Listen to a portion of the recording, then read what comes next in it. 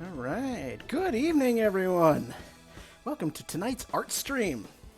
I'm Royvis, aka Brian, and I am going to be developing some film tonight. Welcome to my kitchen. I don't normally develop film in my kitchen. I normally do it in my bathroom, but you know, since I'm going to be doing this for you all tonight live, I need the space. Can't really cram my entire streaming setup in the bathroom. Just no, it ain't happening. So good evening, welcome. I'm gonna be doing some developing of medium format film tonight. That's this stuff, which is bigger than 35 millimeter film, but the process is the same regardless. It just uses more chemicals. Just to give you a quick little what it looks like developed. I'm sure most of you, or at least I hope most of you, are familiar with at least 35 millimeter film. Hopefully I'm not that old. Only 35, Jesus. But 35 millimeter film. Yes, very fancy, most vociferous. My normal webcam and my phone, which is functioning as a second audio source. But yes, this is what your standard 35 millimeter film looks like. Hopefully you all remember what 35 millimeter film looks like, and hopefully it hasn't gone the way of the save icon. God, nothing is more embarrassing now than when people ask what the floppy disk icon, which still means save, and people ask, what is that? I'm just like, so that's 35 millimeter film. And the type of film we're developing tonight is called 120 film, or medium format. And when it's all developed, it looks like... Come on. It's fighting with me. It looks like this. So, just give you a little side-by-side comparison here. So, one strip of these is basically double two strips of 35 millimeter.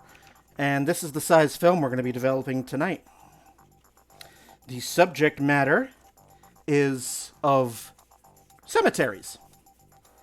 I went shooting this past Saturday in one of our older local cemeteries in Saratoga Springs, Greenridge Cemetery.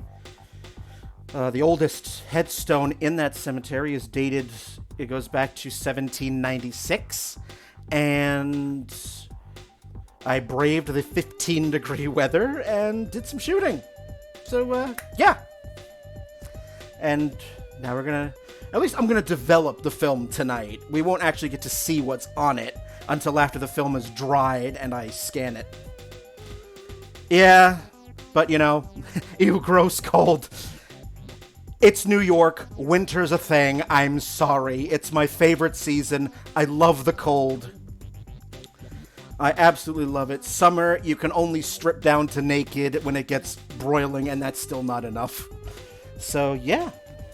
So before I actually start the developing, I'm going to get my chemicals ready, so that way we can just dive right in once I load the film in the tanks. Hey, you don't need a dark room. You don't need a dark room for this part. I'll show you what I use in just a second, but first let me just get the chemistry prepared. And we're gonna start with, I have my 1 liter jugs, and that one is for stop bath. This one is labeled Dev, that's my developer. 10 ounces of Ilford ID11 developer. I haven't even started yet, Icarus, so welcome, good evening. I'm just getting the chemistry ready now. I need 10 ounces.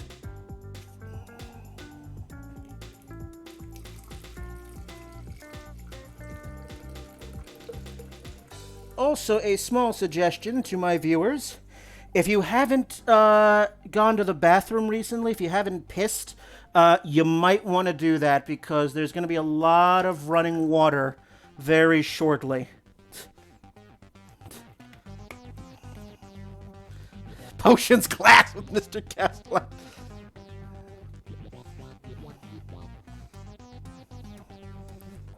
Be right back. My filtered water is on the other side.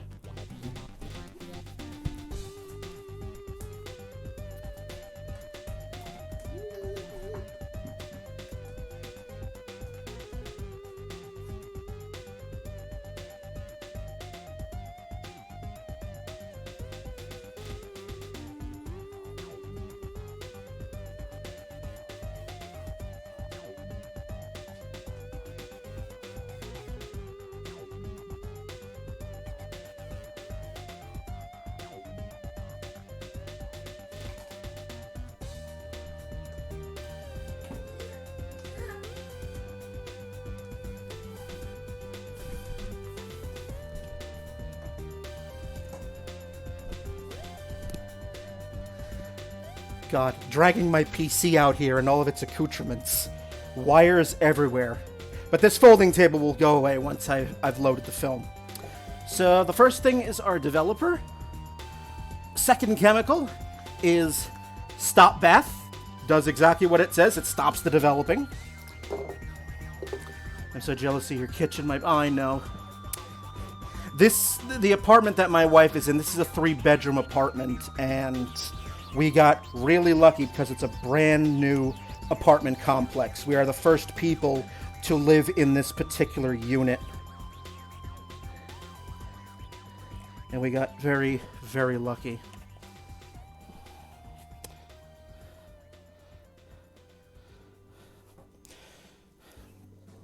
So we have 3 absolutely required chemicals for this process. I just poured the developer, I just poured the Stop Bath. The last of the absolutely required chemicals is Fixer. This is what will make the film able to be brought out into daylight and not get ruined. It fixes the developed image to the negative. Invented by Sir John Herschel.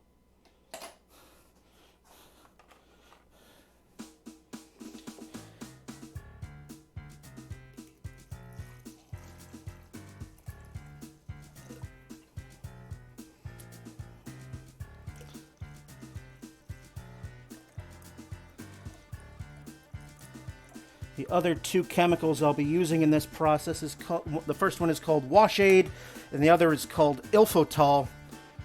Washade and Ilfotol just make the rinsing job a lot quicker. Not required, but makes my job a lot easier. Alright, so what I want is for my chemicals to be 68 degrees Fahrenheit, 20 degrees Celsius for those in the metric system. And so while that is adjusting, let me show you how I put the film into the developing tank.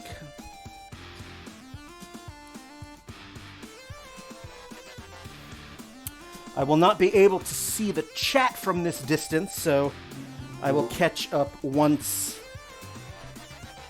they're done. Kinda need the film, that's important. The film that we're developing tonight is Ilford Delta 400 speed film. Aye.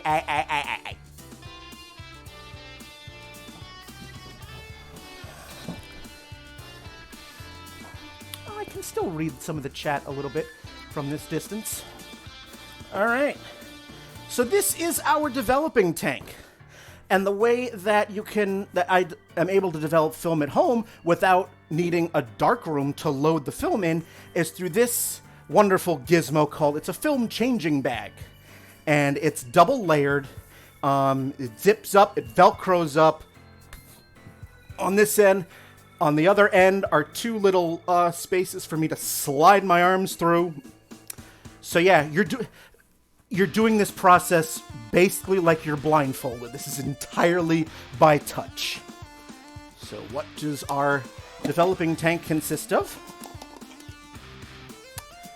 Light tight lid and funnel. Spool to load the film on. rod for the reel. Good evening, Pookie. I feel so weird calling you that. Hello, Danny.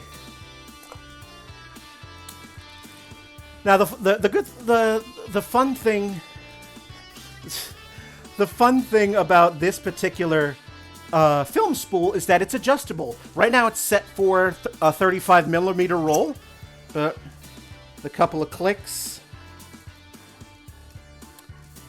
provided it decides to be generous, because it's going to do this now to yell at me, just to troll me.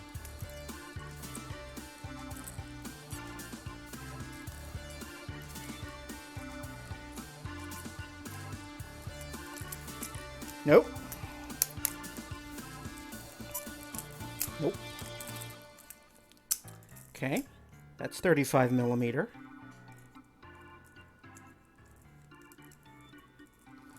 There we go. Of course you're good. All right, so now it's set for medium format. So we're going to shove all this stuff, and of course, obviously, the empty tank. I'm going to shove all this stuff in here. And one roll, because the second roll is going to be put into tank number 2.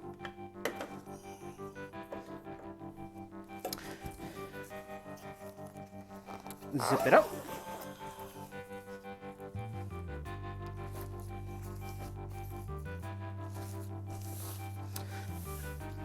Turn it around. Arms in. There's elastic on these sleeves that provide a nice, tight sort of seal around each arm. So you want to make it so that it's nice and tight, like almost cutting your circulation off, sort of tight. And now we can begin. And obviously you can't see this, so I'm going to describe it to you as it happens. There's the film, there's the spool. Taking off the protective tape.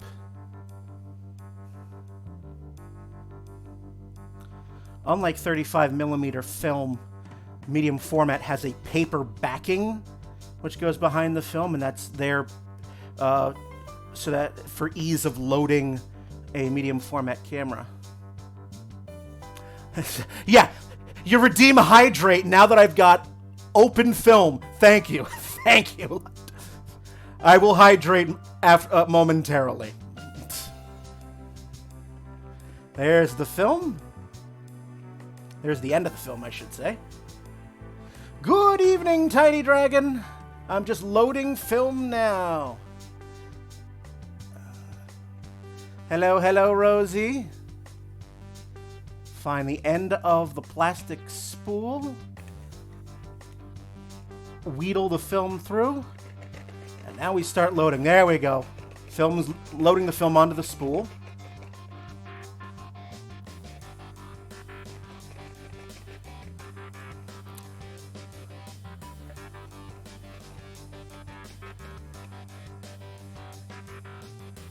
Getting close to the end of it.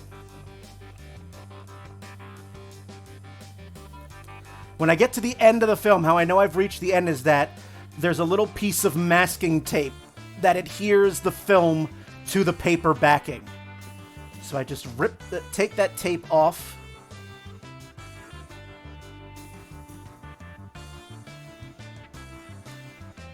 Take off the masking tape.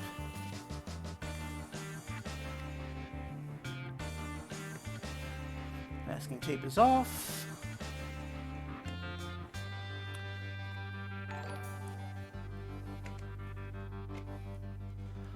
Hey, I just got raided. Holy shit. Thank you, Vicenia Designs. Welcome. Welcome, welcome to my developing film.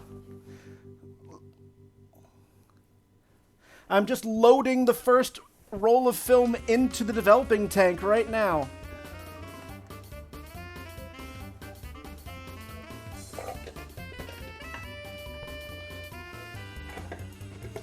I'll catch up with the chat in just a moment. I've got exposed film that I cannot, which I'm almost done loading. Welcome, Raiders, welcome! And the lid is on. The first roll of film is now in the developing. It's now in the tank.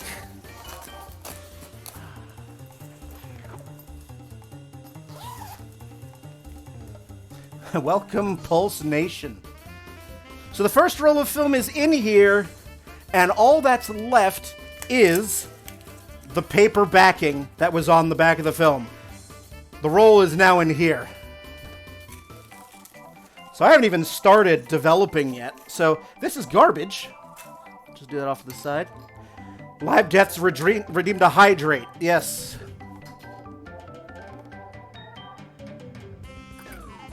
Good evening, Keenan. Keeman. I'm far away from the monitor. Even with my glasses on. I'll correct that. All right, first roll of film is in. Let's get the second roll.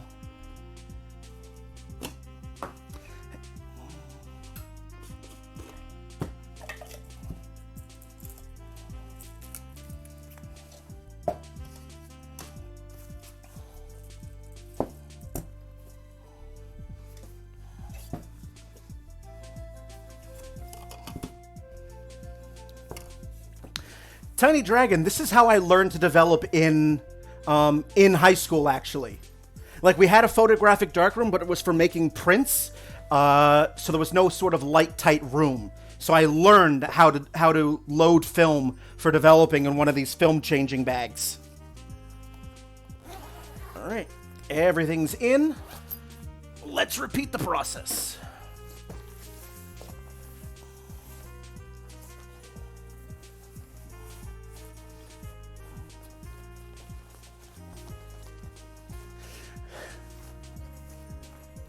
So, once we have loaded the film, then we will start developing roll number 1.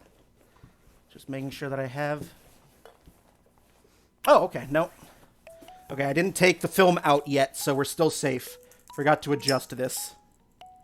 I have to adjust it from 35mm to medium format.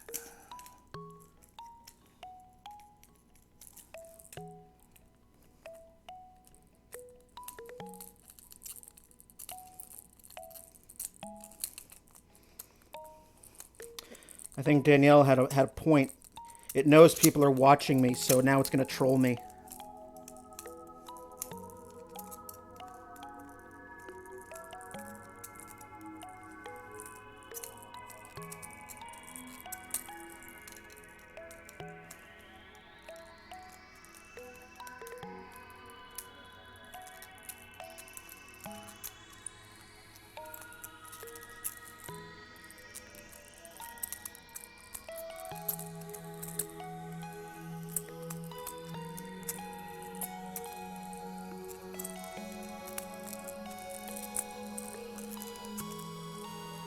Ah, okay, I see what the issue is.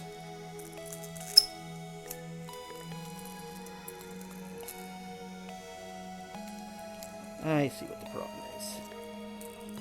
There we go.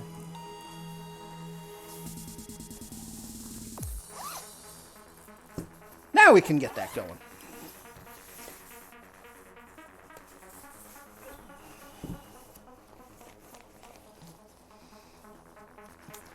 I'll catch up with the chat in just a sec.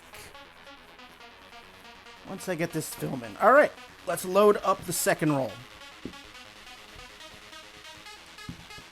There's the spool. There's the film. Taking off the protective tape now.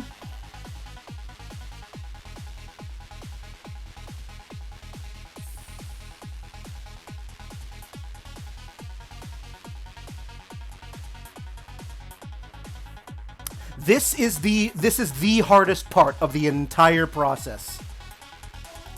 When I was just learning how to do this in high school, the amount of film I wound up damaged because I was too damn impatient. Ho! I will thank Most Vociferous in a moment. Holy shit.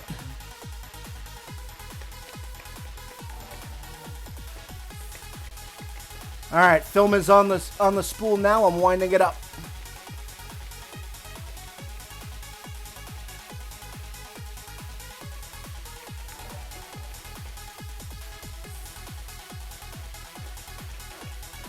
Thank you, thank you, thank you. Will you stop redeeming hydrate when I can't do a damn thing about it?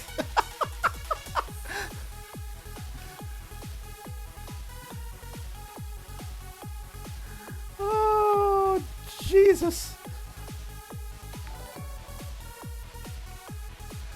Holy shit. Holy shit. I will shower you with love in just a moment.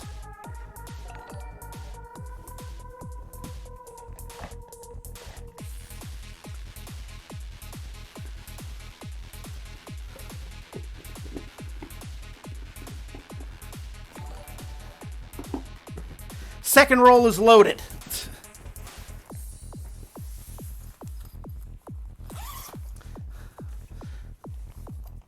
Second roll is now loaded, and again, all that is left is this paper backing and this plastic spool, which is reusable. So, garbage there, garbage there.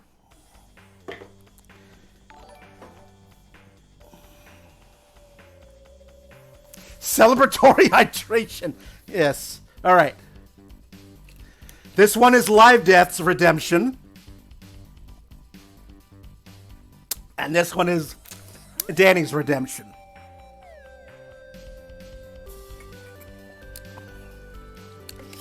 I'm sorry, Danny. Pookie just feels wrong coming out of my mouth. That's not a name I have for you.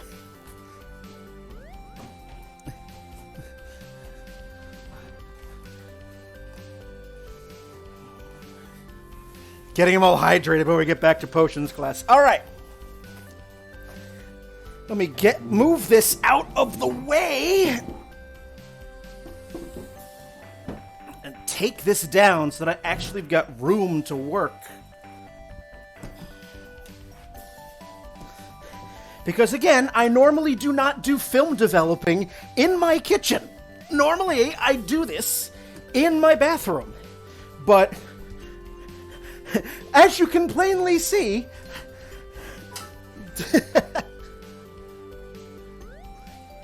thank you for the bits. Okay. Let me go back into the chat here. And I got showered with love. Most Vociferous, thank you so much for the 5 subs. Chipper Snacks, thank you for the gift subs as well. Thank you for the bits. Mwah. Mwah. That actually might be enough to unlock the second tier 1 emote. Ha-ha!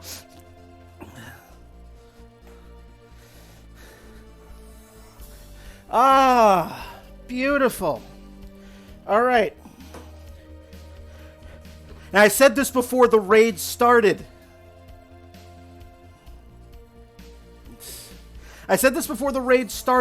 There's about to be a lot of running water, so if you need to piss, do it now. Thank you for the 20 biddies! Who else followed me? We had Creative Jenny, thank you for the follow. All right. More bits!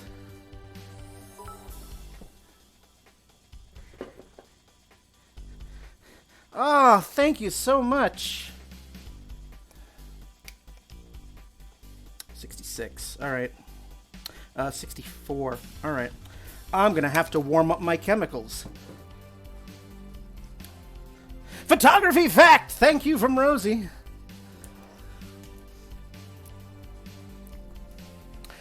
So the photographic process that modern film photography uses is called the gelatin silver. It's gelatin silver process. And that is because going to give you a visual for this one. For that, with the visual before the visual. Okay. So on every piece of black and white film, every piece of film really, you have two sides. You have the shiny side, which you can see reflective, and you have the flip side, which is the duller side. It's not reflective.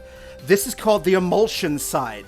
And when celluloid film is made, there is an emulsion that consists of suspended silver in a gelatin, and it gets put on when it's wet. And then the film dries, and that's how you're able to shoot with the film. So when you have film loaded in the camera, when you fire the shutter, the light is striking the emulsion side where the silver is. And that is why it's called gelatin silver. And that is your first photography fact of the night.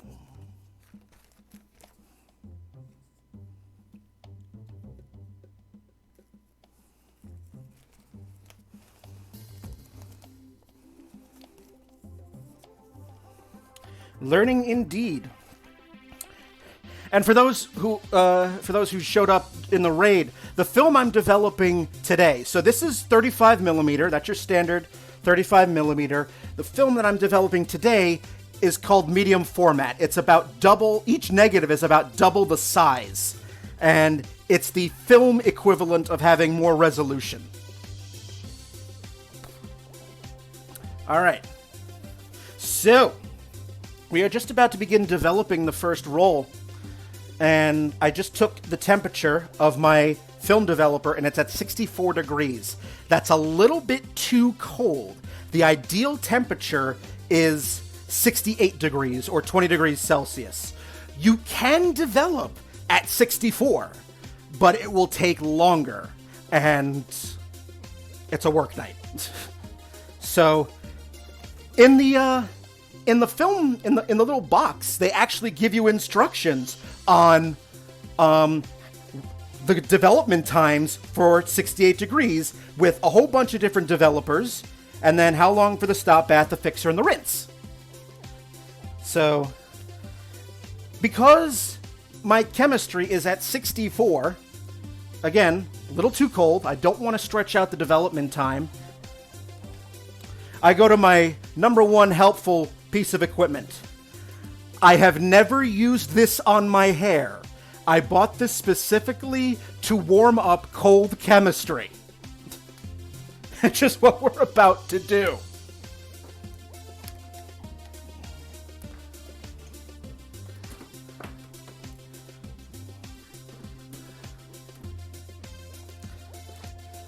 Need to warm it up 4 degrees. It'll only take a couple of minutes. All right. I apologize if it gets a little loud with the hairdryer.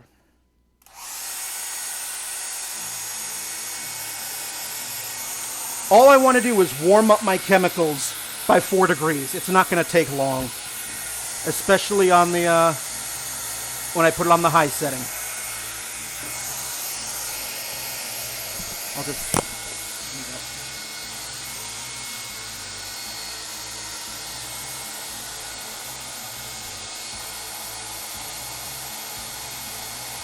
Good. Then this mic is not making it too loud. All right. Good.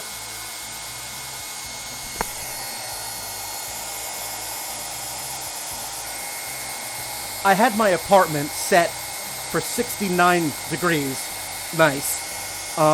In hopes that my chemicals would have risen to that temperature for tonight, but apparently not. So this is why I'm doing this. And as I said, you can develop at 64 degrees.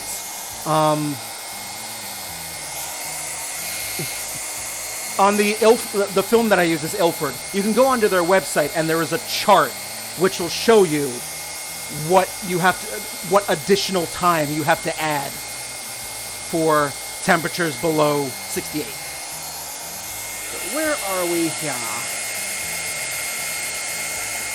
So as soon as it hits 68, we're off.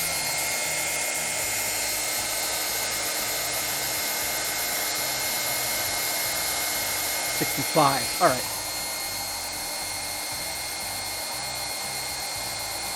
Warming up his chemicals like Uncle Ira warms up cold tea.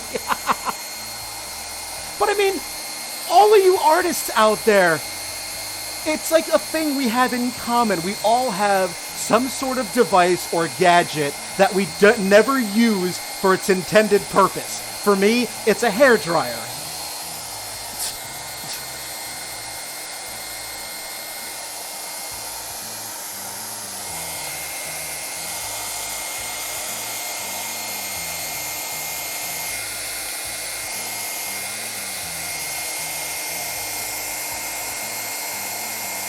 All right, 66.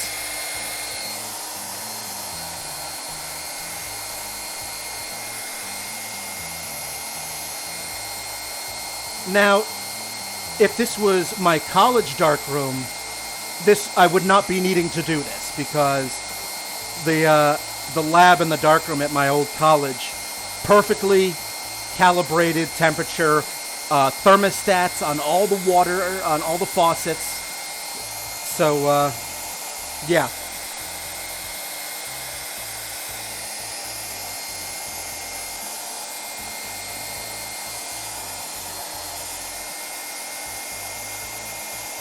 Oh, and I also used this hair dryer when I was in college, when I took painting, if I thought the acrylic was drying too slow when I took painting.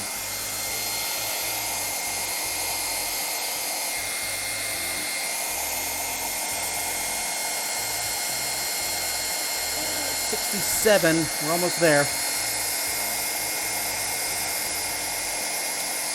At 68 degrees Fahrenheit, the development time, the time for the first chemical, the developer, is 14 minutes. This is not...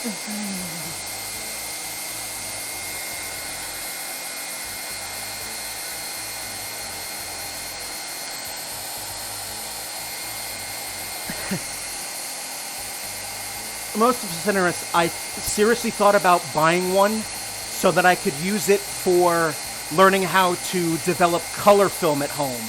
But I gave up on that idea because, first of all your chemicals need to be 100 degrees Fahrenheit, and also the last chemical is bleach, and my bathroom is not very well ventilated. I don't want to pass out from inhaling bleach fumes. All right, we are at 68.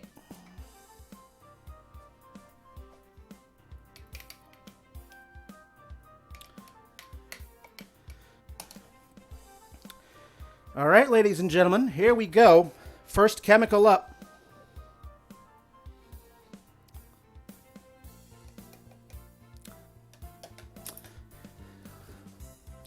So what we're going to do here, just pop the lid. This funnel is light tight, and it has a little hole in it to allow me to pour the chemicals in. So here we go. 14 minutes on the clock. Let's begin.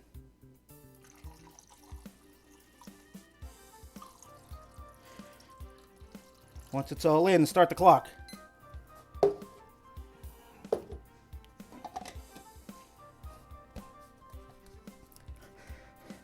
And then we agitate the tank, making sure that all that developer is covering all that film.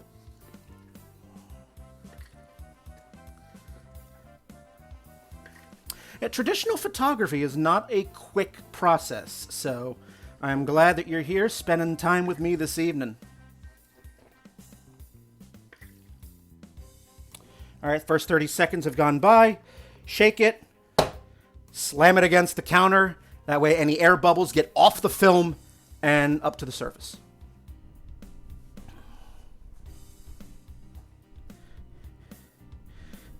In the words of Mad Eye Moody, constant agitation. Well, you know, he didn't say that, but the sentiment is there.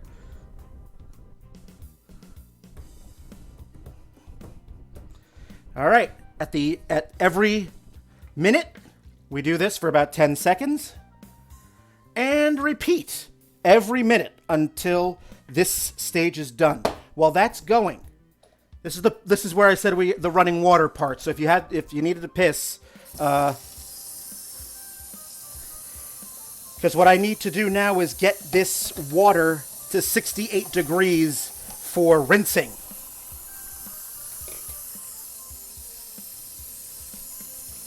Because ideally, you want all your chemicals and your rinse water to be the same temperature.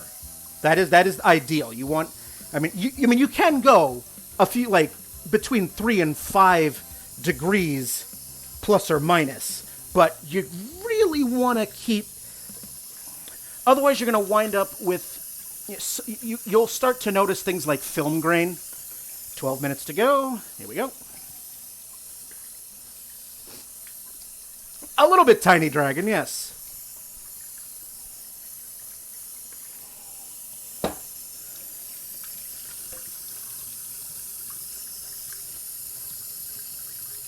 I'm just checking the temperature of the water here, which you can see in the lower camera.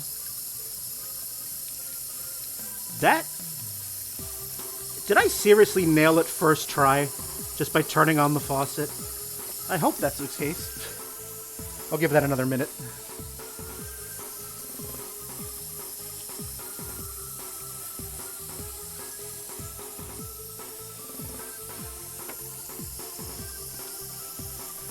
But yeah, this is like the slow part. This is like photography's slow jam. Because there's a lot of standing around, a lot of constant agitation, and watching your time.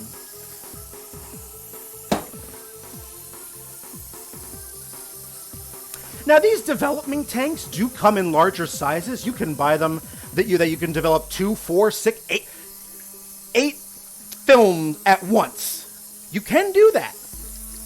I don't. Nope, that's getting warmer on me. Nope, cool it down a little bit. Cool it down. 74, too high.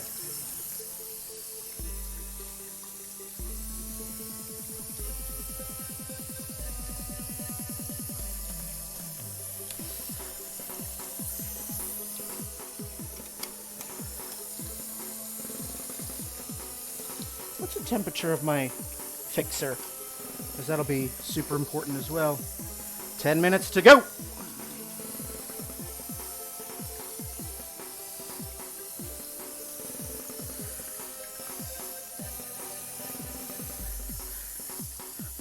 Eight 35mm rolls, which is not that much. I don't. Eight medium format rolls might be. I might be stretching that a little. Yep. Now we're a little too cold. Now we get to play microscopic moving of the faucet handle. Now we get to play that game.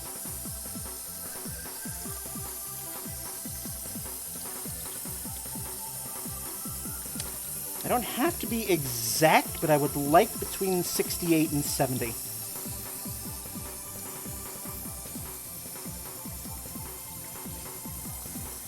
So we have the nice dulcet tones of sonic remixes in the background and running water in the other.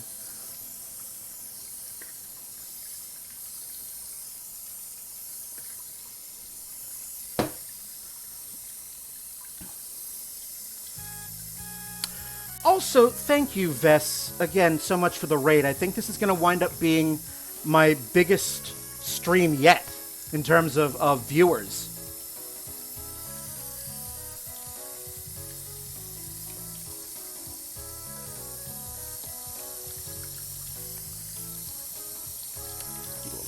Drop cooler. Is it difficult getting the timing right for the development fluid out of the larger tanks? If you overdevelop, you ruin the film.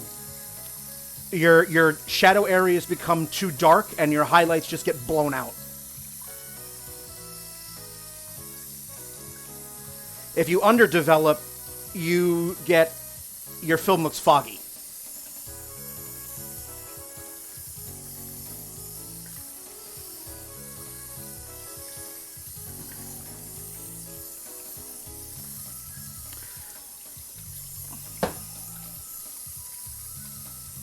Like, I understand that it's very, very efficient to develop a lot of film at once, but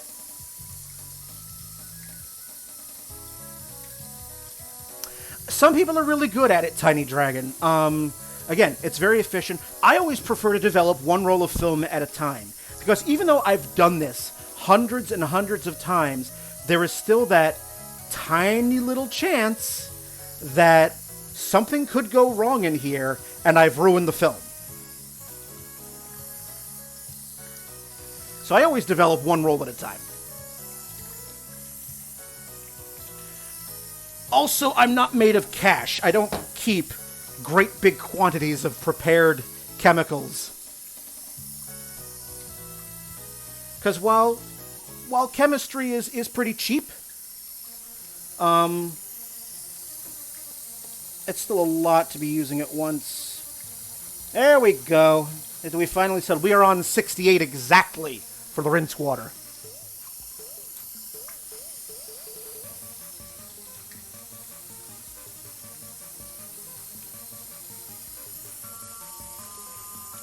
Which is good. What's the temperature of my fixer? Fixer is perfect. Good. Fixer is at 69. That's fine. Obligatory nice.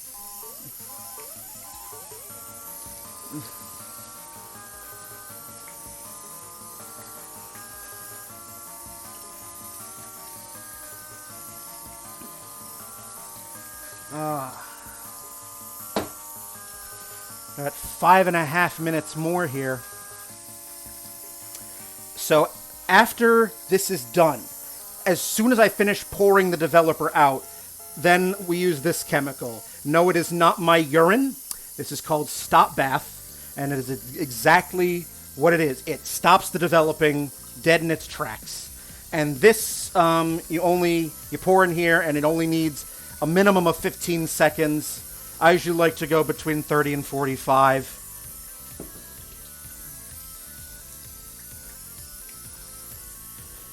Jesus Christ, if that was the color of my urine, I would be severely dehydrated. Good Lord.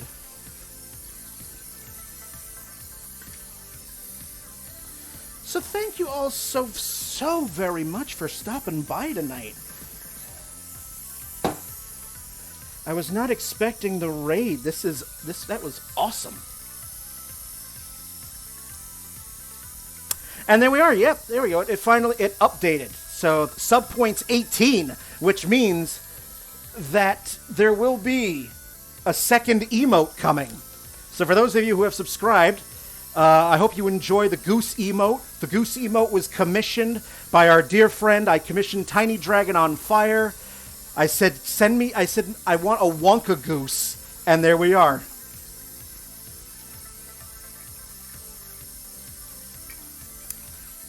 Tiny Dragon is an amazing, amazing artist. If someone wants to give the shout out, I think I've enabled that for everyone.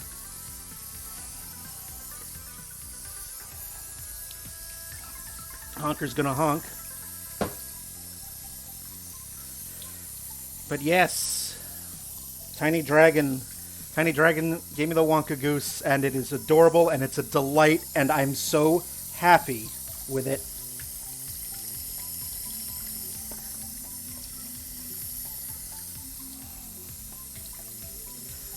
Exclamation point SO.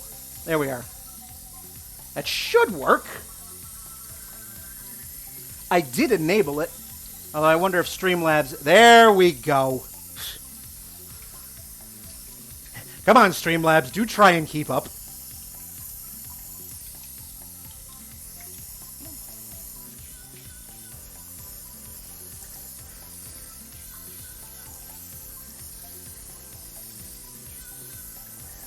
All right. A little less than 3 minutes to go now before the next stage of this process.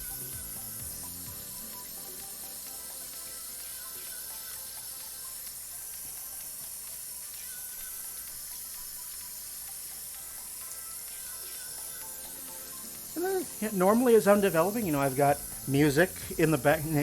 I've set up like a little speaker in my bathroom and, just bopping along here.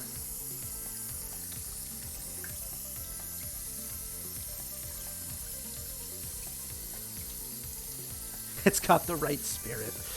It does, Streamlabs. Streamlabs has the right spirit.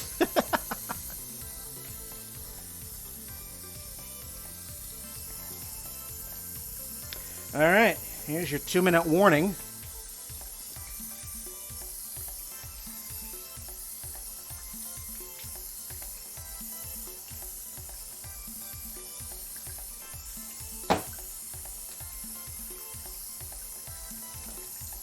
So after the stop bath, after like 30, 45 seconds with the stop bath, the next required chemical is Fixer.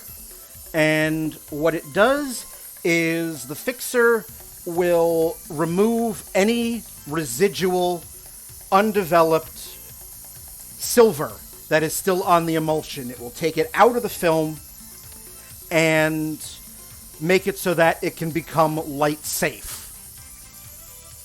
Because right now, if I were to open this entirely, it would be ruined. So it is not safe for human consumption yet. Down to the final minute.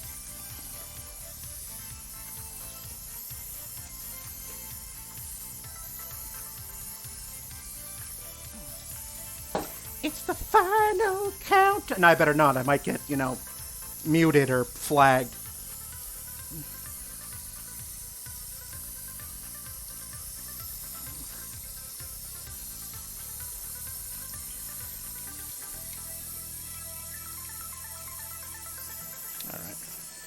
Down to the final 30 seconds. So at this point, I can open up just the lid. Film is still safe.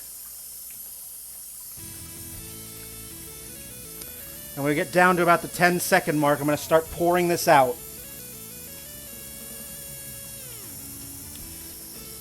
And time it so that it should be just about all out when it hits 0. We are. Stop bath in.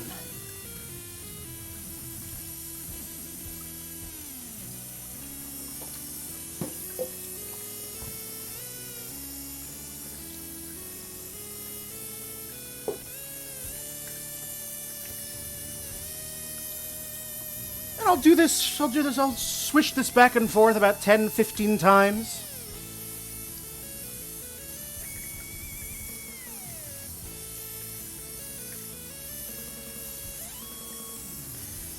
Make sure to, again, cover all that film.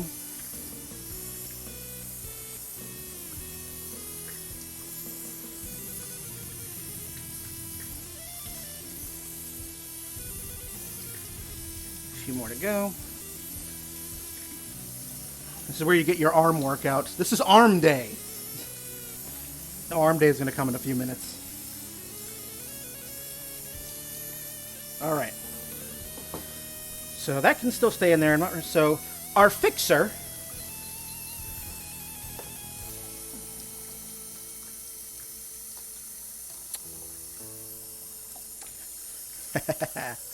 all right. Stop bath gets poured out. Now the Fixer, you have a range. It's between 2 and 5 minutes. I just made this Fixer last night, so I'm not going to go the full 5. I'll go 4. 4 is good. And you process it the same way you did with the developer.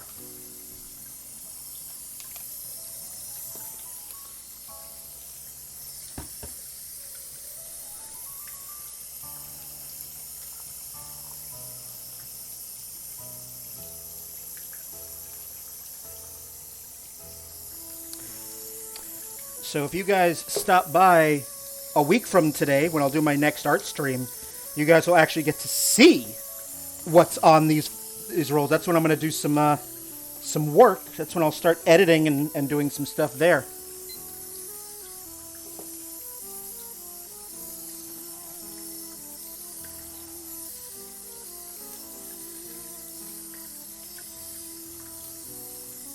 I do love this Sonic Remix album.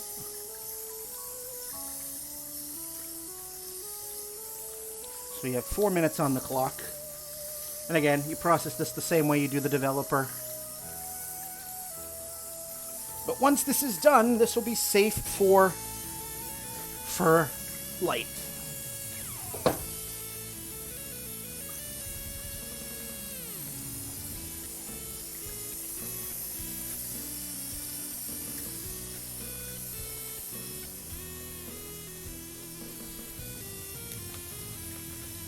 Chin Chin, Live Deaths.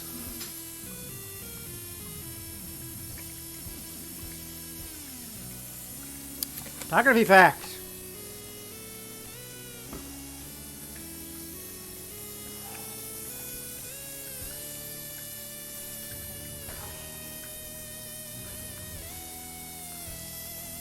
I'll give you that photography fact after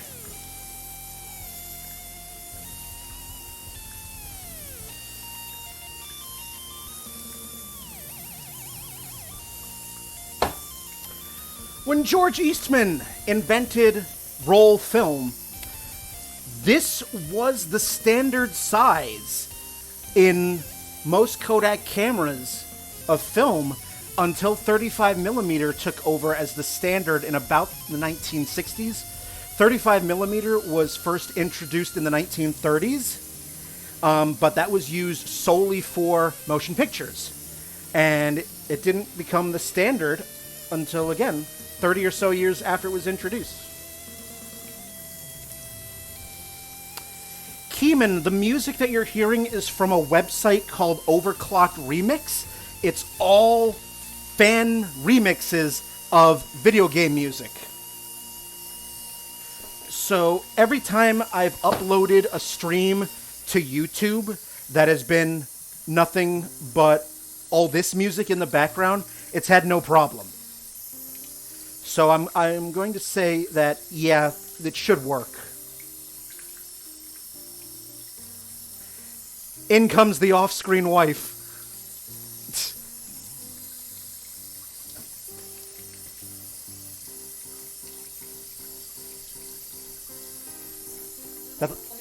Yeah.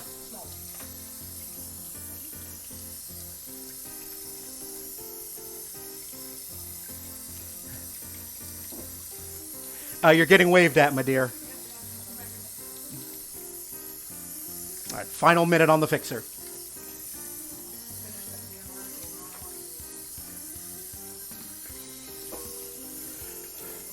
Overclocked Remix is such a great site. They've got a lot of fan albums, and I love it. I love the stuff that creative people do to video game themes. Yes. Yes, you had Rosie, Danielle, Tiny Dragon, Icarus.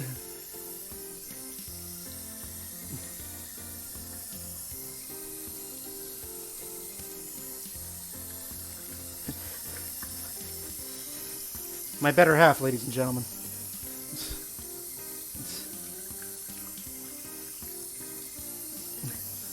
All right, we've just about hit the 4 minutes left.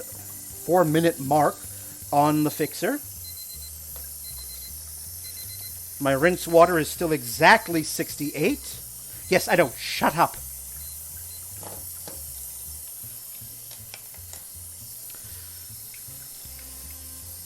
So now comes the first rinse. Just pour out the fixer.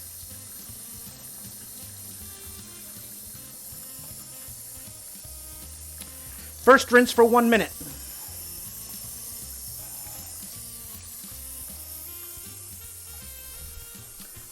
Which I will start as soon as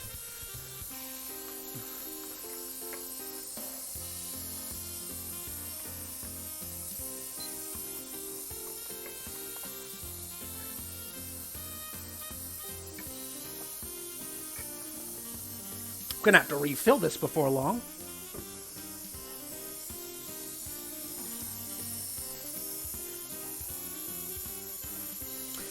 So, at this point, the film could be taken out and dried. At this point, you could be done. Because all you need, again, the developer, the stop bath, and the fixer are the 3 required chemicals. If this was the end, if this was my last step, this would be under running water for about 20 minutes. So I'm going to speed that up with the 2 remaining chemicals I've got left.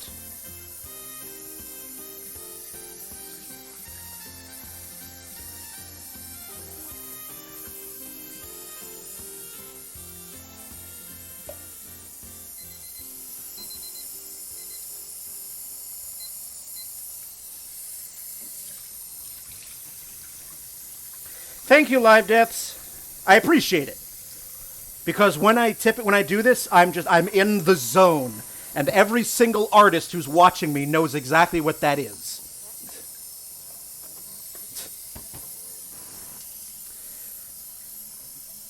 Alright, so this stuff, the 4th chemical I'm doing is called,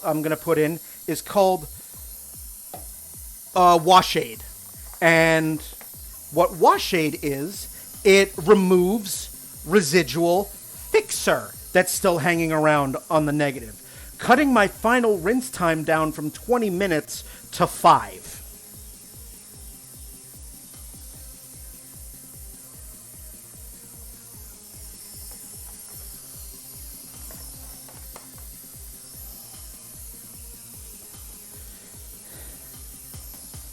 This is where you get your arm workout in, right here. And we do this for 3 minutes. This is going to be constant agitation for 3 minutes.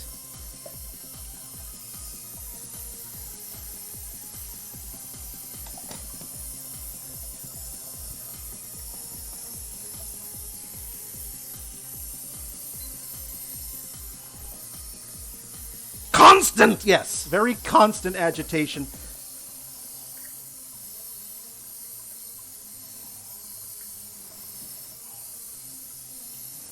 Film Meet Modern Life.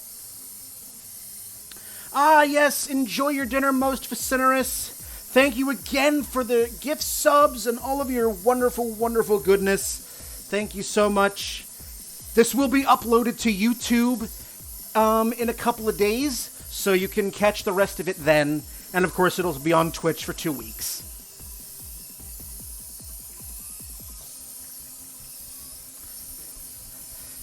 Live Deaths, you asshole. You absolute asshole.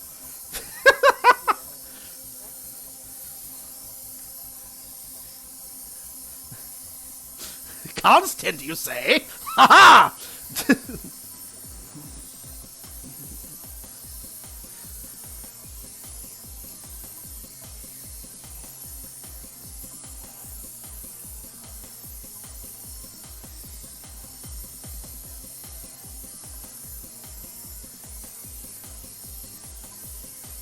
I need to put a cooldown timer on that hydrate. I swear to God, and it's all thanks to you, Live Deaths.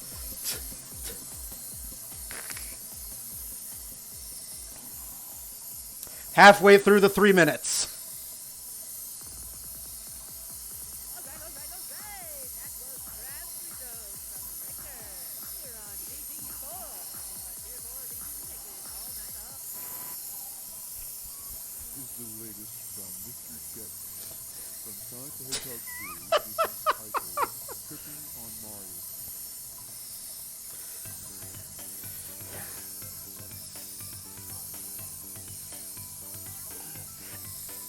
It's the start of a Monty Python's Flying Circus episode?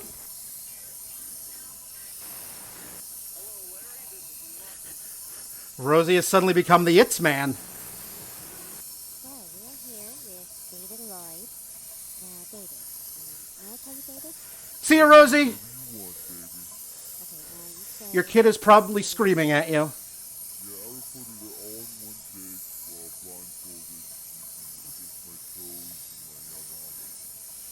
Sounds very interesting. Oh! Thank you for the resub, Icarus.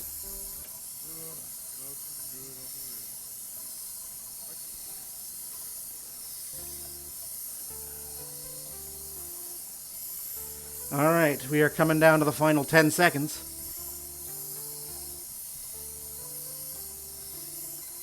Here we are. So with our rinse water still at temperature, now I'm going to dump this out. And after all that constant agitation, it looks like I've put dish soap in the tank, but I hadn't. This is what Washade does. It removes the residual fixer.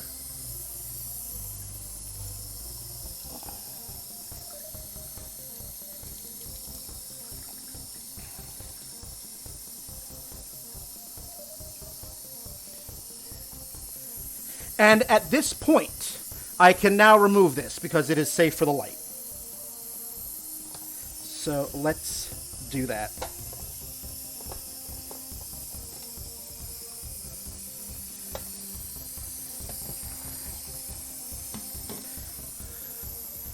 Well, final rinse. So 5 minutes on the clock. Go.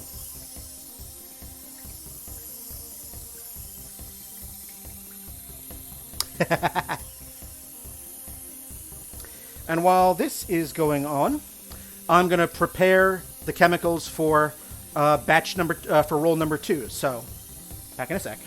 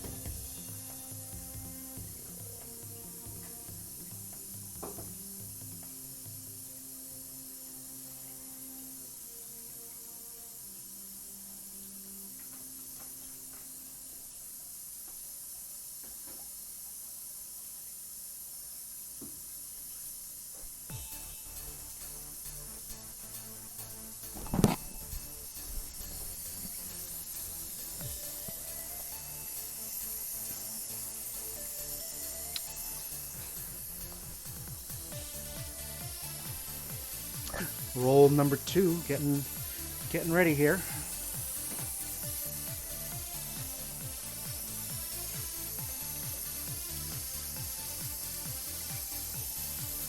Let's see. I had a roommate in college who was always working on art projects late in the night before they were due, and one night she was spraying fixative of our unvented. Oh my god! Not only is spray fix absolutely poisonous, it's also incredibly flammable. What the hell? What are you doing? I also hate spray fixative. Whenever I had to mount my photography, I always used dry mount. We had a couple of dry mount presses. I always used dry mount. And every time I used one, I kept thinking to myself, you know, one of these things could hold a lot of paninis.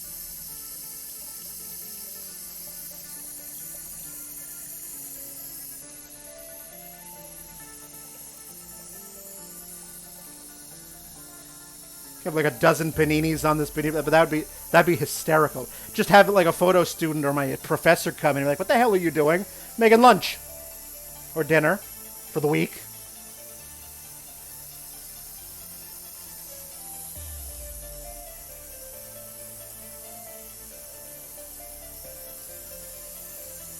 All right, we have reached the end of the 5 minutes. Now we get to the very last step of the process. Before the moment of truth. The final chemical that I use in this process is called ilfotol.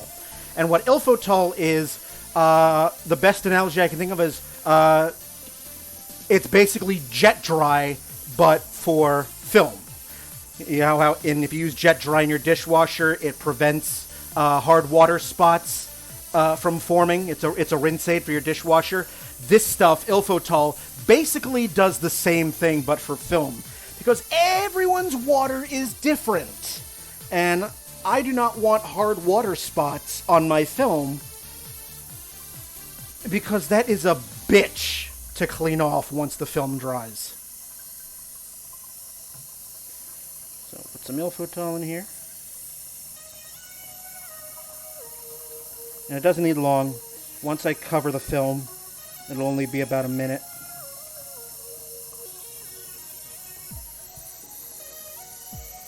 Just enough to cover the film.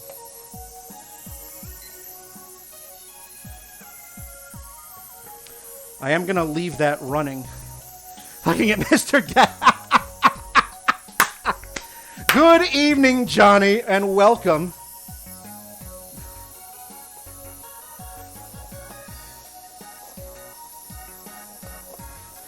I'm glad I could make you feel that way.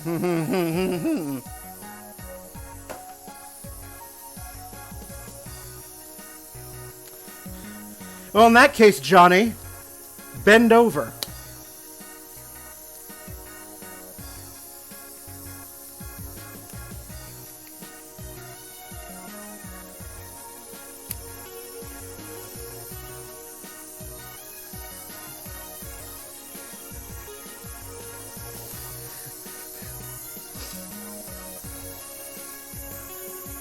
All right, now comes the moment of truth. So the very last part of this process, which you can't see, is in my bathroom, I've hung a shower curtain rod. And from there I have a hanger, and that's where I'm going to hang the wet film off of so that the residual chemicals can drip down, and that's where it'll dry. So, here's the moment of truth.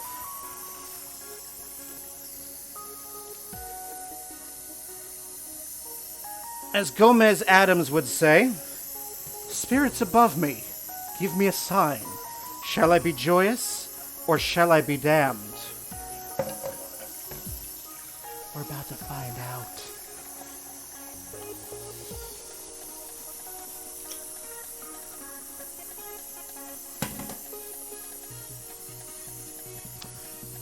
Oh, that looks lovely. That looks good. I'll be right back. I'm going to hang this up.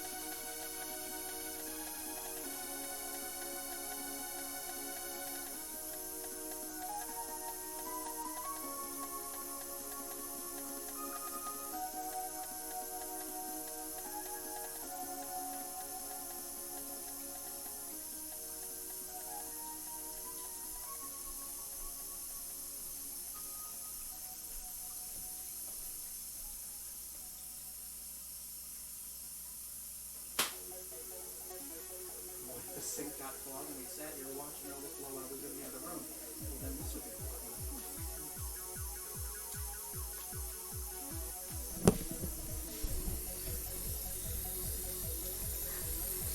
That'd be very, very comedic. So what I'm just going to do now is I'm going to rinse this stuff out, and we're going to get started on roll number 2. I am so eager to see what that'll look like when it dries and I scan it. And again, 1 week from today will be my next art stream. And if you join me then, same time, 7:30 p.m. If you join me then, I will show you what I just developed.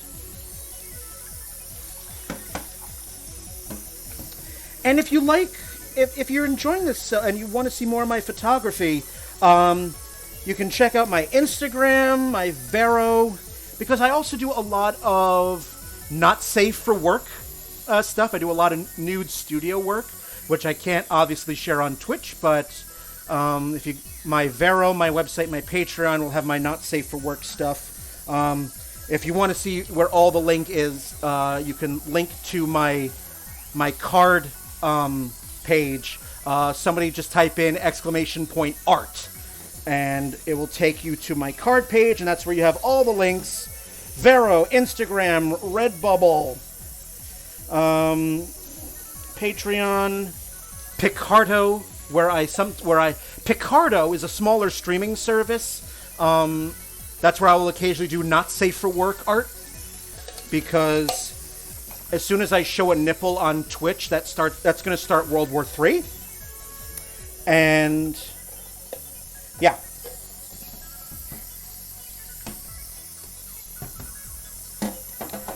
If you join, I just put up a post on Patreon a couple days ago.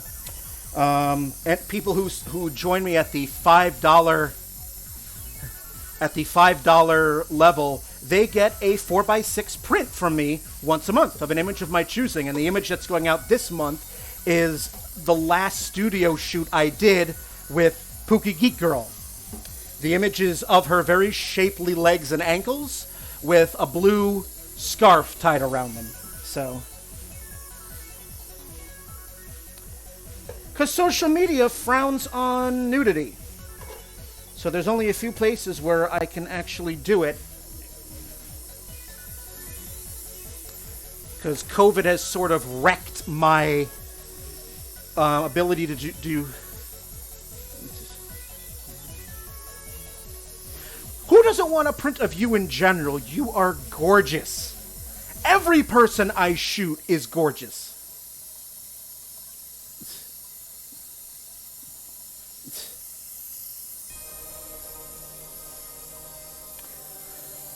I've also shared some of my not safe for work art on the Artist Back Alley Discord.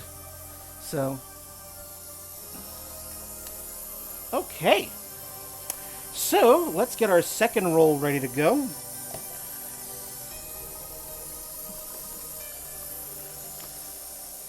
What's our temperature there? 66, a little bit better. I won't need to break out the hairdryer nearly as long.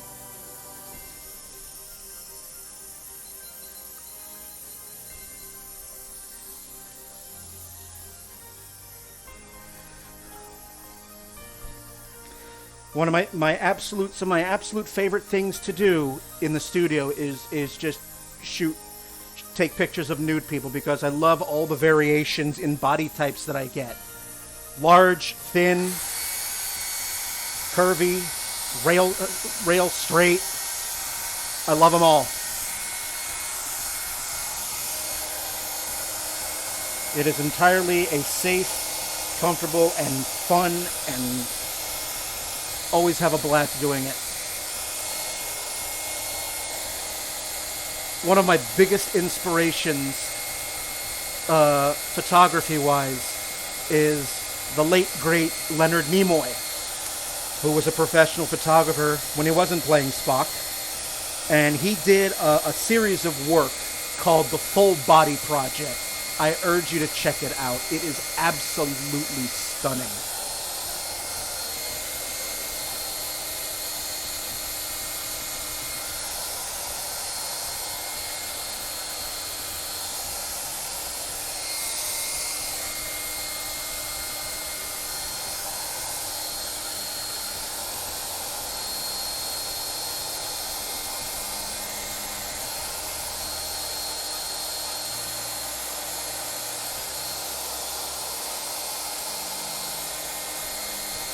Restart. Yep.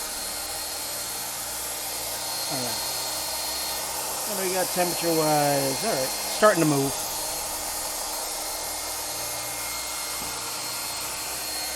Let's move my Devon picks.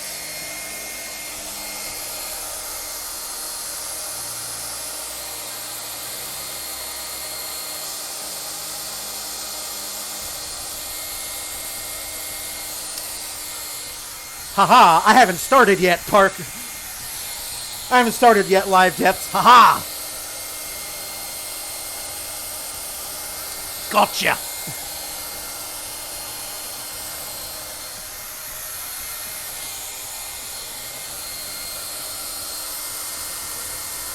But here we are. Roll number 2. 67.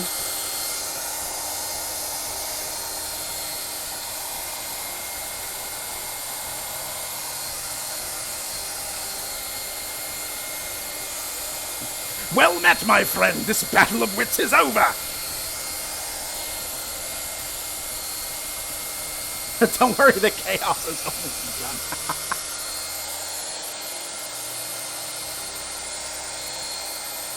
No, we already have our Agent of Chaos still on the stream. All I have to do is just say the word bees and she'll show. There they are. All right.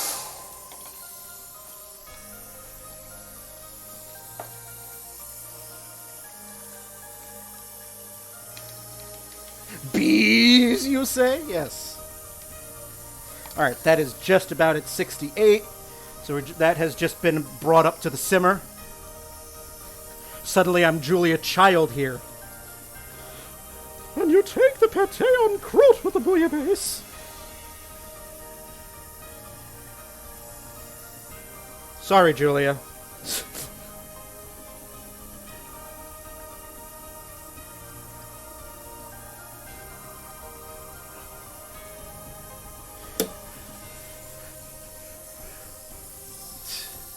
Refilling my water bottle here.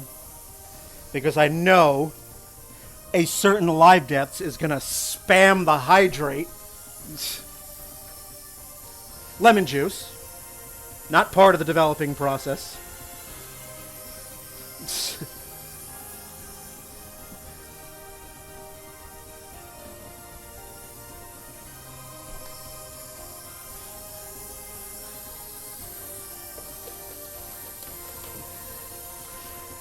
I'll do one more hydrate before we begin roll number 2.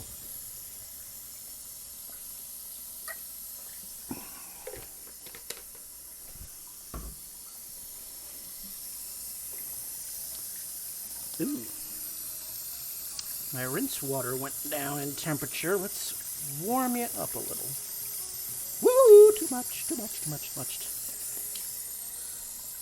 All right.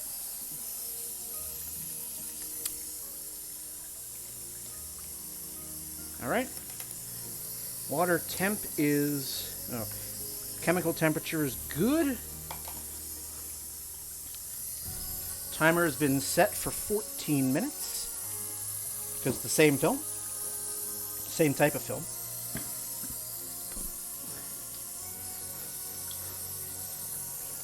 "14 minutes is on the clock. Ready? Set. Go!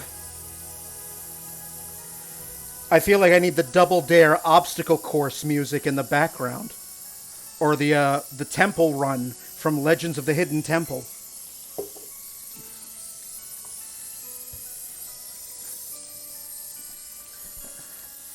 Ah, childhood. And again, constant agitation for the first 30 seconds.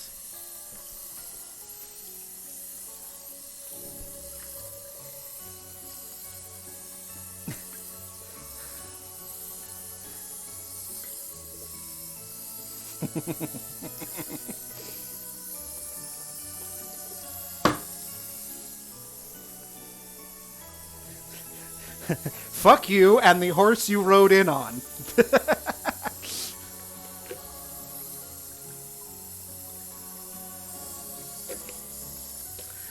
have a feeling a lot of people in this chat tonight grew up on a steady diet of old school Nickelodeon.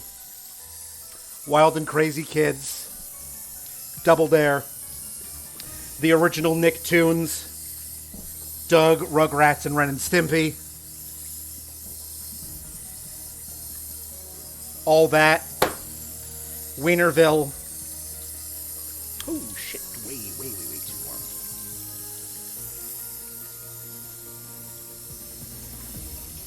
And the Nick Jr. shows like Mr. Wizard, Eureka's Castle.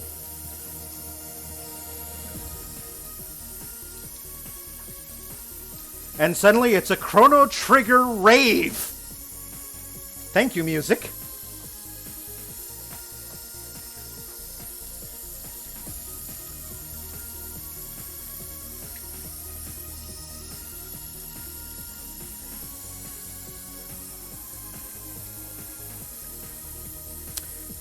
It blew my mind years later, Danny, that the head writer for Eureka's Castle was our very own beloved R.L. Stine. Think about that for a sec.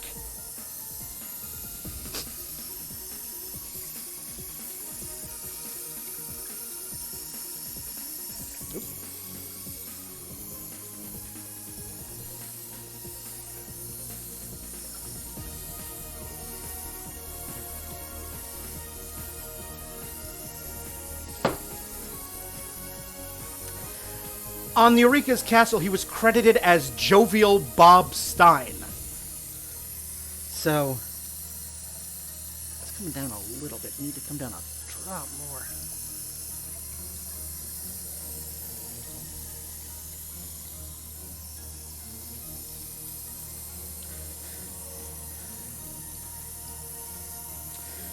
What were some of the other shows that I loved? David the Gnome, The Fred Kenner Show, The Elephant Show with Sharon, Lois, and Bram.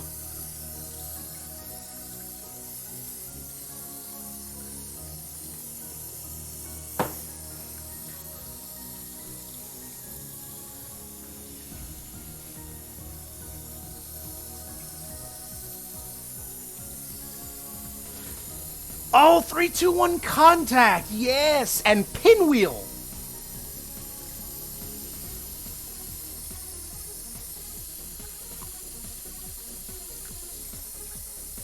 Like, so much of our early Nick Jr. programming in the early 90s were imports from Canada. It was great.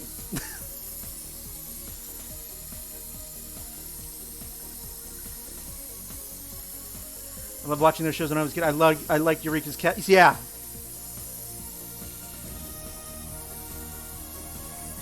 And for those of you sports types, how many of you love the hell out of Nickelodeon Guts?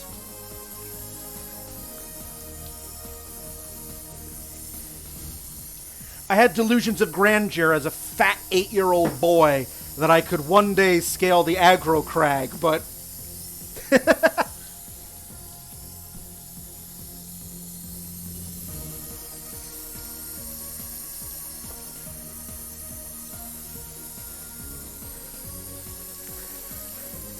like, that was the kids' version of American Gladiators. It was wonderful.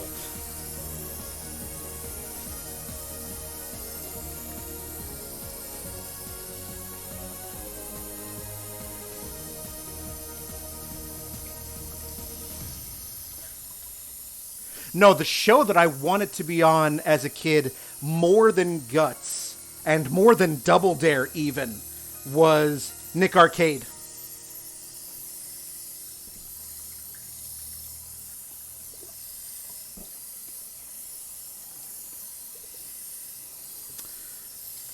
I see we've moved into the Xenogears fan mix album now.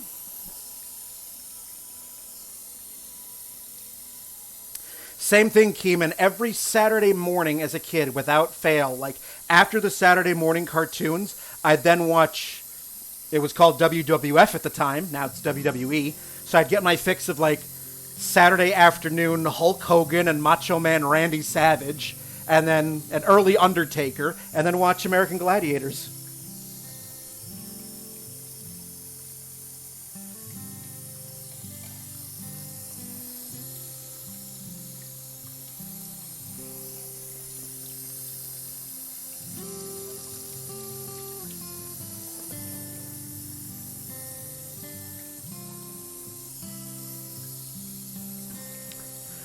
I do remember Gullah Gullah Island, Tiny Dragon, but at that point I was starting to age out.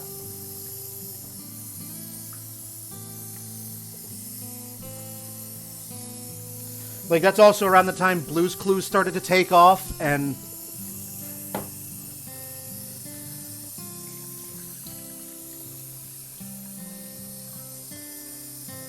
by that point I had moved on to more sophisticated shows, like the Goosebumps TV show and Are You Afraid of the Dark, and both Power Rangers and VR Troopers.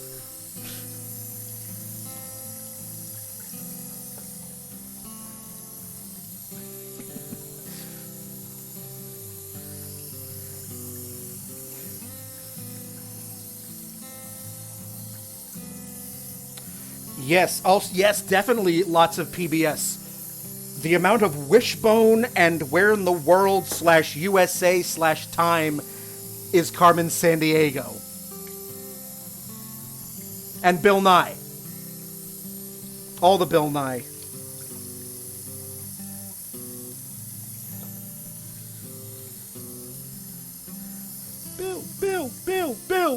Bill.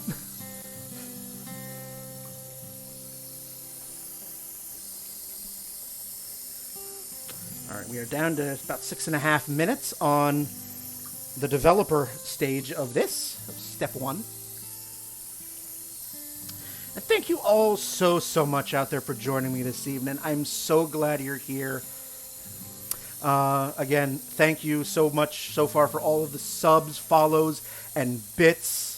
And, you know, thank you to Vess for that wonderful, wonderful raid. Just, mwah. Thank you. Developer. Diluted developer, but 35. 35, Keeman.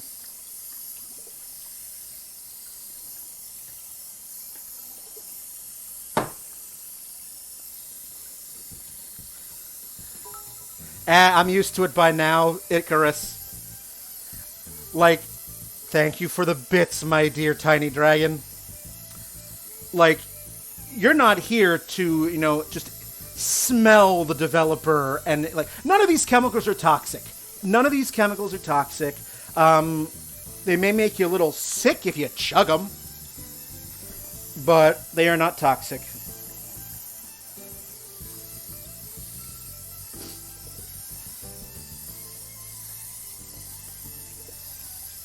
Well, welcome to 30, Keeman.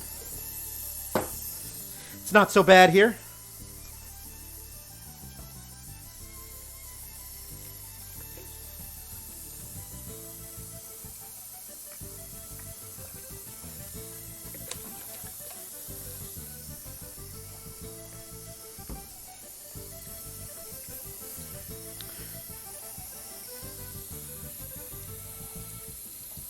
$30 is the new 20. Exactly. Happy early birthday, then. Happy birthday, Keeman.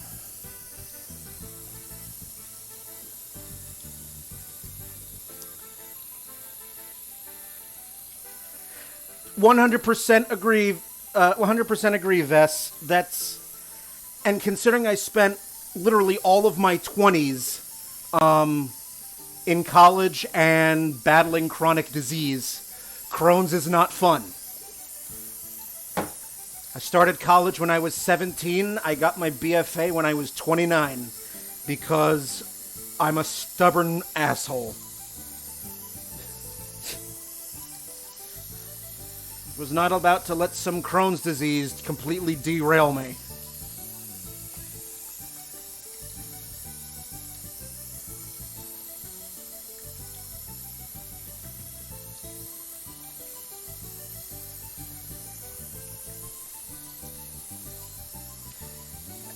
And a upcoming happy birthday to you as well, Icarus.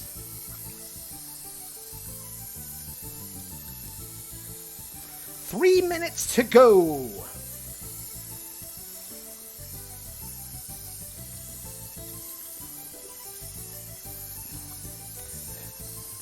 But thanks to the wonders of medical science and the fact that I do have a wonderful day job with really, really good health insurance, I am in remission from Crohn's disease. I've been in remission now for 6 years. So I thank whatever deity is out there.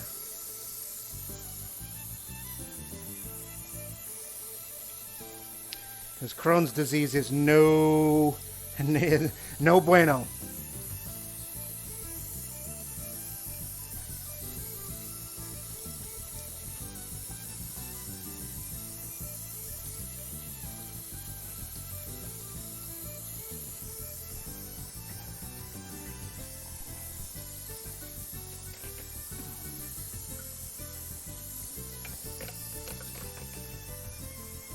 Two-minute warning.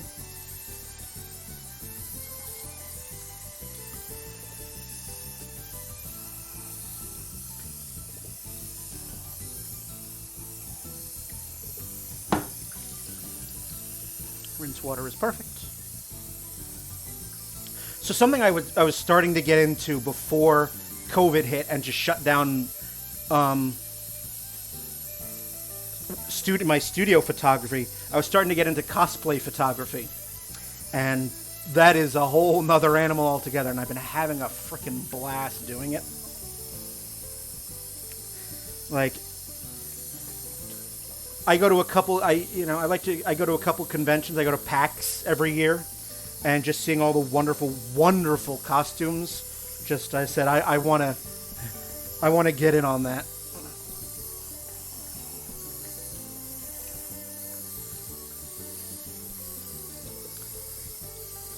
Exactly, Vest. Don't. Yep.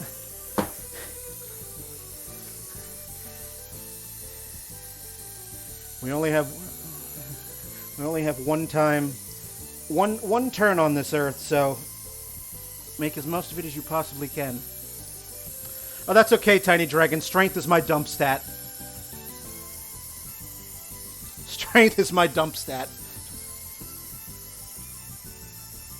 All right, we are about to wind down this first stage. The developer stage is just about wrapping up. So we'll go right to the stop bath. After this,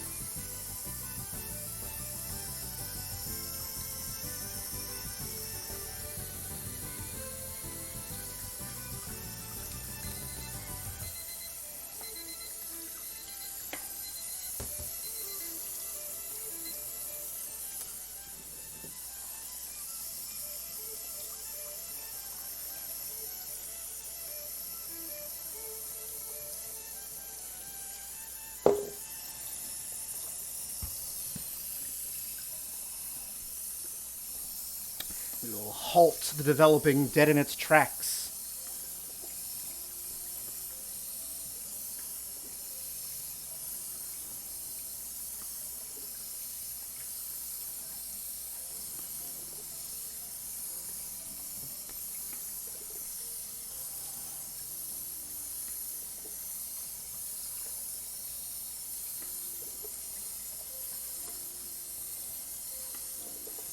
That's all you need, Tiny Dragon. A couple more here, and then we'll go to the fixer.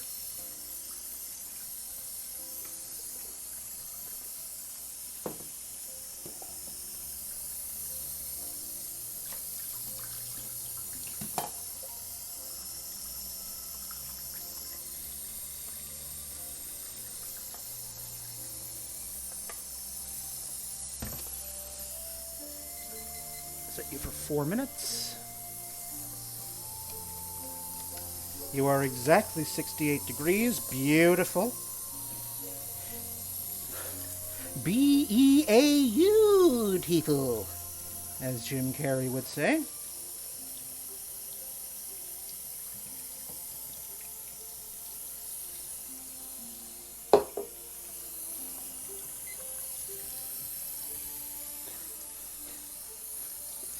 Did you say bees? Did not say bees.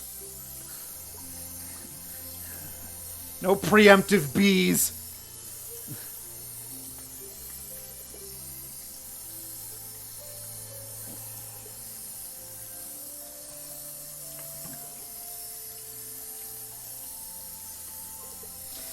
God, it was just so hysterical when I did my Bioshock 2 streams last month. I had Icarus with me on the Discord audio, and just the excitement every time I used the bee's plasmid just filled her with unbridled joy.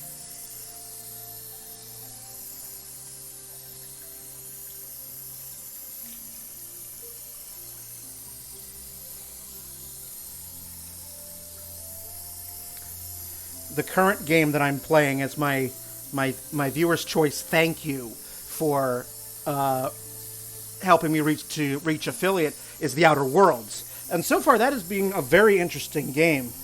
But I'm also just really excited for what I'm going to be doing after The Outer Worlds. Ready for your feel old moment of the night. This year, Resident Evil turns 25 years old. So I will be doing a playthrough of the original PlayStation trilogy in celebration of Resident Evil's 25th anniversary. I can't wait for that, to just go back and revisit that glorious, glorious sort of golden age PS1 survival horror. And the hamtastic voice acting.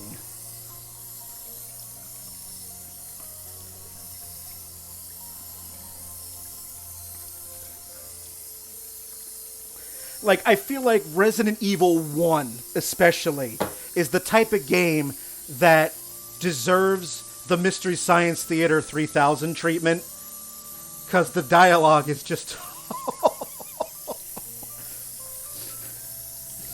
oh, just... mwah. B-movie cheese. And I love it so much. It absolutely is, Keeman. It is an absolute classic.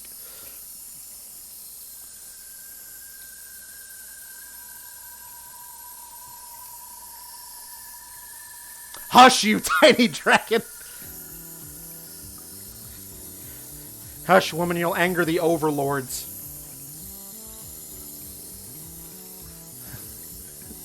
Final minute on the fixer. And then rinse number 1. I'm helping.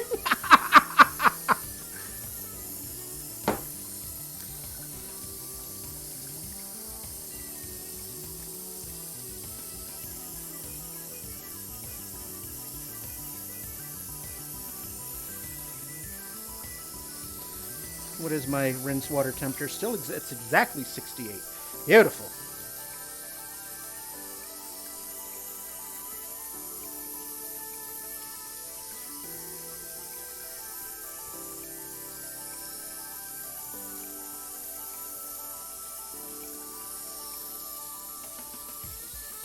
Now, normally, with Fixer, if I was a big industrial film developer, like the way that Kodak used to be, people would mail out the film, or even like the old 1 Hour labs that you'd find in Walmart or other long forgotten places like Bradley's and Caldor and whatnot. The Fixer is actually reusable. If I had a photographic darkroom, I would be saving this Fixer and using it to make prints. But the big industrial photo labs would be saving this Fixer because the Fixer actually contains dissolved silver in it. And you collect enough Fixer, you can start getting like actual measurable amounts of it. But I don't develop anywhere near enough film to even generate anywhere close. Alright, first rinse.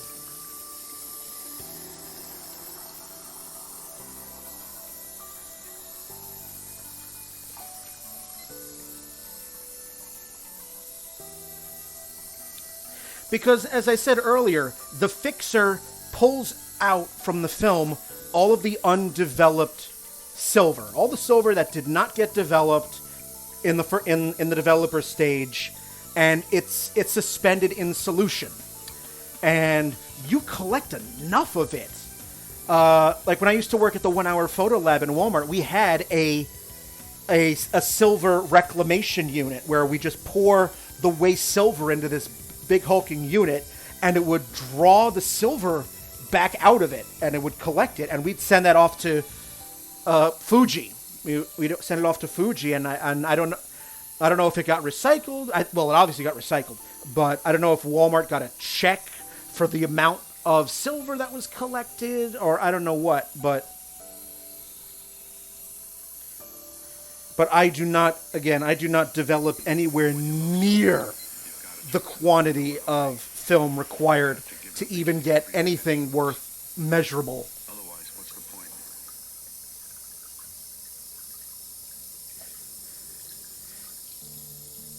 But I do not have a photographic darkroom because I rent an apartment, and I think the landlord would frown on me doing a massive rearranging of the plumbing. And, painting an entire room black. Although, Paint It Black is an excellent song.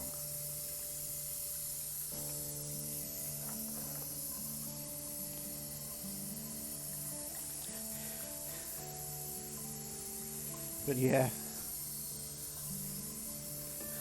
My landlord would absolutely frown on me rearranging the plumbing. So,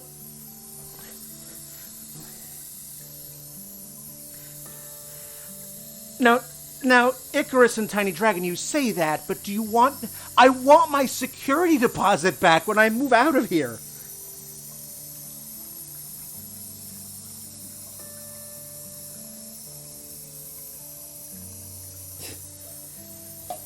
It's a little bit of a problem. And Keyman is jumping in on the encouragement. I know. I know. I know.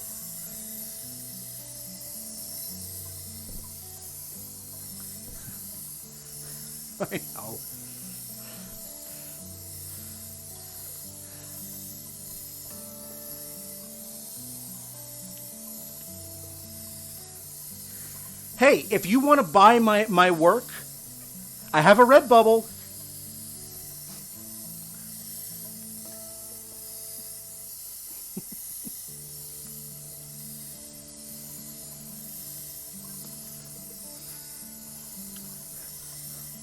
Or unless you want like a big framed print like the type that I enter into art shows and art galleries that are hundreds of dollars.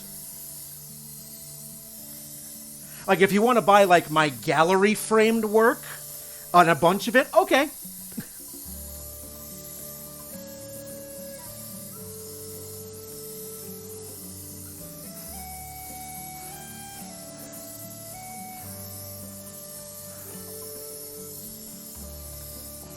I was waiting for Live Deaths to come back with the hydrate. There he was, just lurking, waiting.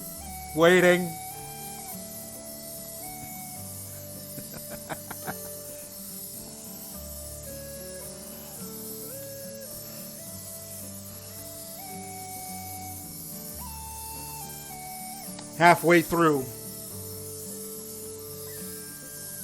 And thank you, Tiny Dragon, for the link there.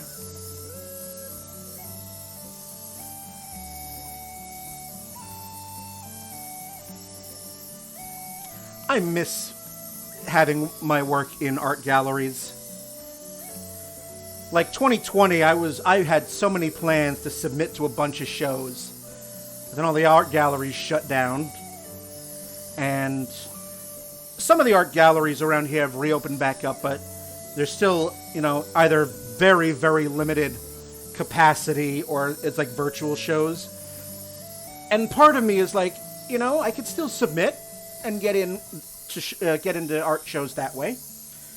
But also part of me is like, I miss the art gallery experience, especially when it's the opening reception and I can go to the art gallery and schmooze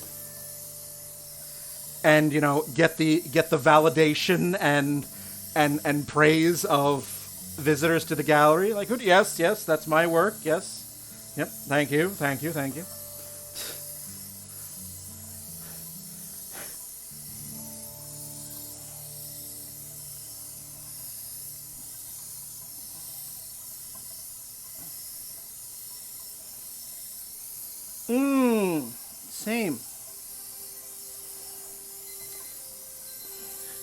Drink wine and eat cheese. Exactly, Vess.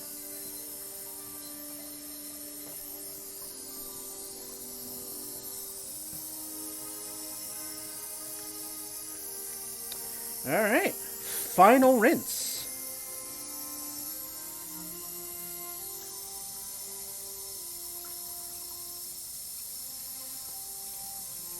I mean, yes, in addition to the wine and cheese, though, I just miss talking, like actually going out and just chatting with other artists at art galleries. I mean, I am a massive extrovert, and this pandemic has made me as a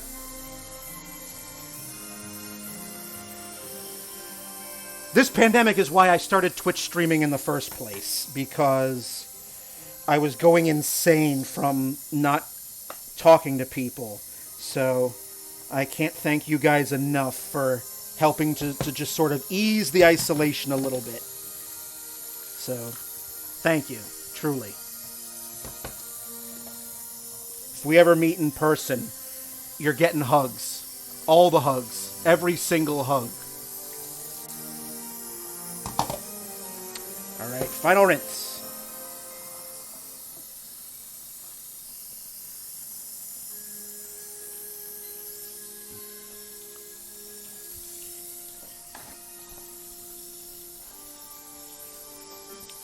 So while that's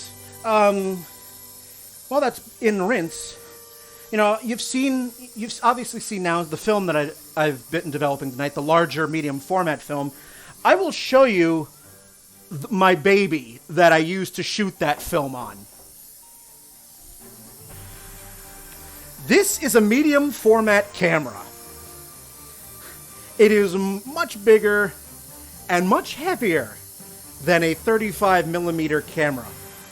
With the lens attached, this thing weighs 5.25 pounds. So it's like having a bag of King Arthur flour dangling off your neck. And the reason why it's so big is because of the larger film. When you have film that's that big, the film back alone, this is how I load the film. The new roll goes on the bottom. The plastic spool from the old roll is on top. And that's how I loop it around. And, you know, it's such a huge, huge chamber. But I love it. My first exposure to this style of film was in my alternative process class in college, where I got to learn other methods of photography like pinhole cameras, cyanotype photography, Van Dyke Brown photography, Polaroid transfer, and medium format. But the medium format camera that I used, it was not that big chunky thing over there. It was this cheap plastic piece of shit $30 camera called the Holga. And this was a camera that was invented in the 60s. It is classified as a toy camera. And it takes this medium format film, and its big claim to fame was that it would give you fuzzy images. It was known for light leaks. So it was a pretty common sight for Holga photographers to have the back of their camera just covered in either duct tape or electrical tape to try to minimize the light leaking. Some didn't, because some wanted those light leaks. It was a plastic lens, a plastic viewfinder that was off-center and fully manual. Like, you had to wind the film every time you took a shot. And the images were not in focus. And that was the point. This particular camera kind of took off a bit in the 60s and 70s because it was $30. And also, a lot of art photographers wanted the aesthetic of not sharp images. Which is fine. I mean, to each their own. I'm not going to shit on any artist's preferred medium. It's just not the one I prefer. So I shot this cat and I enjoyed it. And I was having these images and accidental double exposures because I'd forget to wind it, some which came out really nice. But I was like, okay, I like this film. There's a lot of potential here. It obviously has the capabilities, more in film terms, this larger film is more resolution. And I was like, well, what if I get a camera that is a proper SLR and takes beautifully composed, sharp, focused, crystal clear images? It took me a while to save up enough money to buy that chunky thing. That's a used camera. And I saved up money from Shoots, Patreon, and Redbubble. And I finally got one, and I have just fallen in love. I fell hard once I saw the first results.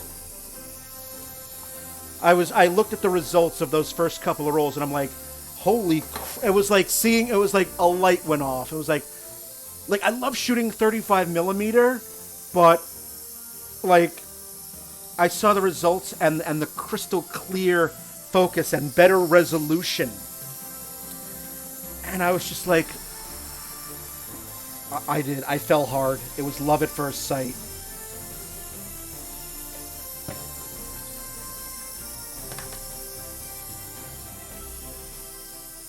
All right, the last chemical, the Ilfotol. Got a few more minutes left tonight. We're going to run a little bit over 9:30, but that's okay. I started a couple minutes late because Streamlabs was giving me grief. Oh, just enough. Beautiful.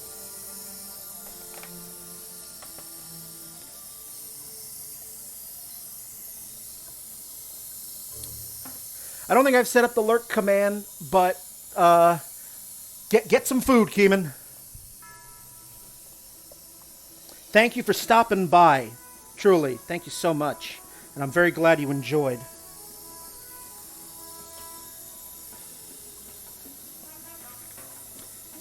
But yeah, if I don't see you again, Keeman, thank you. Thank you so much.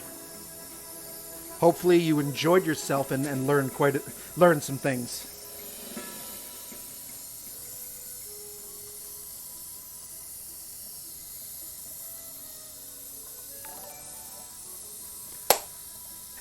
Thank you, the Black Lotus 92. Thank you so much for the follow and welcome. I'm just finishing up developing film.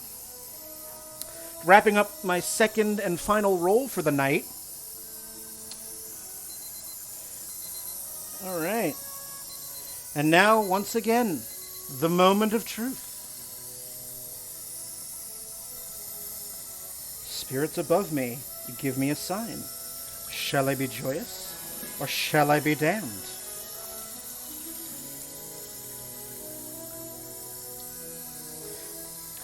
Like, I feel like I need in the background the sound effect of from Ocarina of Time, where you know the when you're opening a chest. All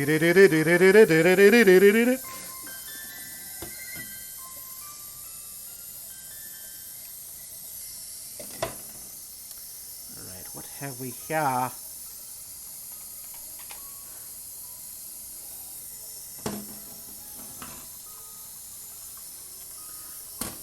That's also looking good. Very nice. Oh, screw you, live dance. I will get there.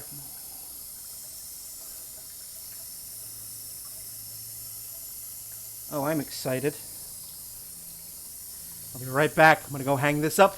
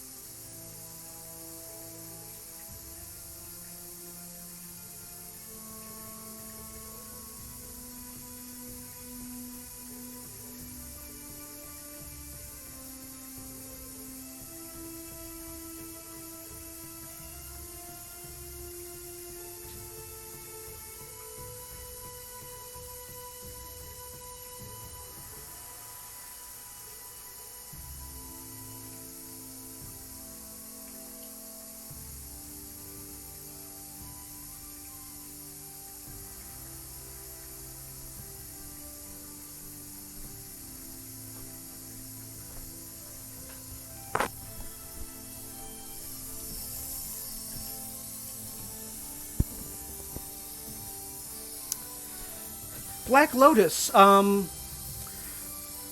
This is kind of an old school skill. This is developing black and white film by hand. So I do a lot of digital photography, but I also do a lot of traditional film photography as well. And what I did tonight was I showed people how I develop film. And I know you came in here at the end, but don't worry, I'll be doing more of this in the future next time I've got film to develop. But yes, I am I stream games, and I also stream my art. Art streams are typically, when I do them, on Wednesday evenings from 7:30 p.m. Eastern to 9:30 p.m. Eastern. So next week, the film that I developed this evening, I will show you. I will show you what came out, and I'll be editing some of that. Right now, the film is hanging up in my bathroom to dry. Mondays and Fridays, I stream games. Wednesdays, my art stream.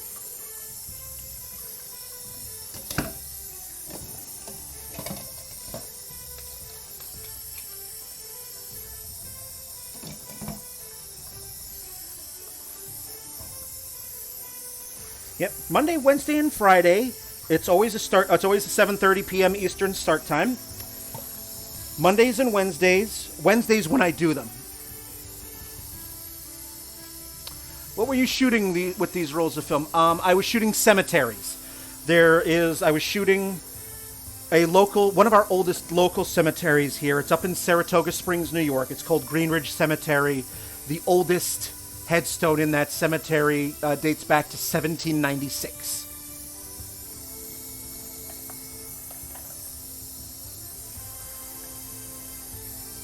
So yeah,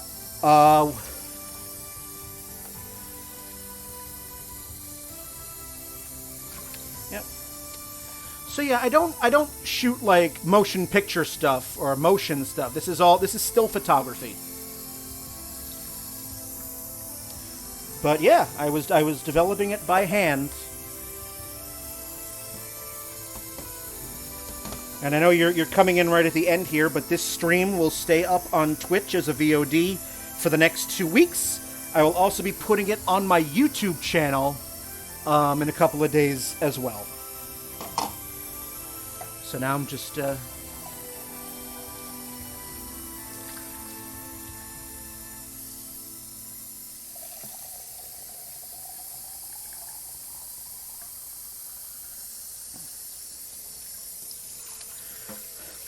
I grew up 30 miles north of the city. I used to live in Rockland County in the town of Ramapo before moving up here. I live near Albany and Saratoga.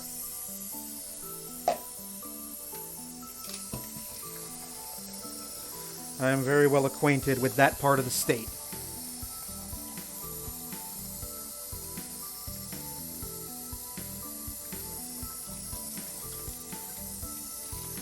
So yeah, now we're just doing some rinsing and yeah, just the cleanup part now. So and I'll just wind down here. So, oh yes, Live Deaths did a hydrate, so I got to do that.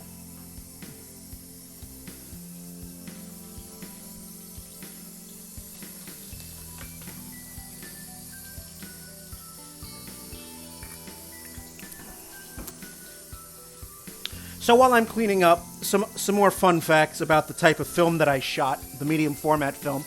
Depending on the camera, you can either get 12 or 16 exposures out of it. Medium format cameras come with certain film backs, and the type of film back will tell you how many exposures you get. So my camera shoots the 16 exposure, gets 16, so I get these rectangular images. If it was a square film back, I get 12 exposures, but they would all be 2-inch squares.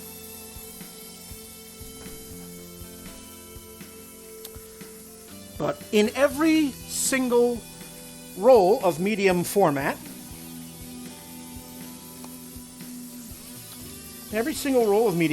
film, it's wound up. You get this white paper backing. It's white on one side, black on the other, which is also how you can tell whether the film has been exposed or not. If you pull it out, it's white. It has not been exposed yet. If you open the camera and it's black, it's been exposed. But when I load it into the camera, I have to wind it up in a certain way so that I line up the arrows with the starting point. Then I can close up the camera and say, hey, if there's a roll of film in there, do your thing.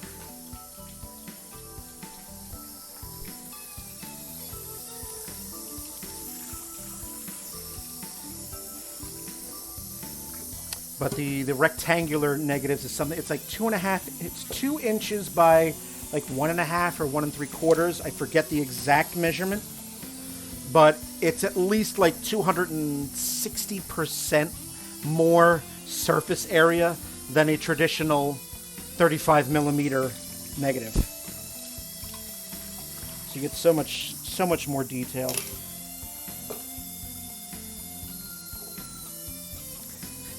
Now I shoot with Ilford film, and all the chemicals that I used tonight were Ilford chemicals. Now you don't have to use Ilford chemicals with Ilford film. There's a bunch of other photographic black and white chemicals you can use. Kodak, Fuji, I think Agfa's got some.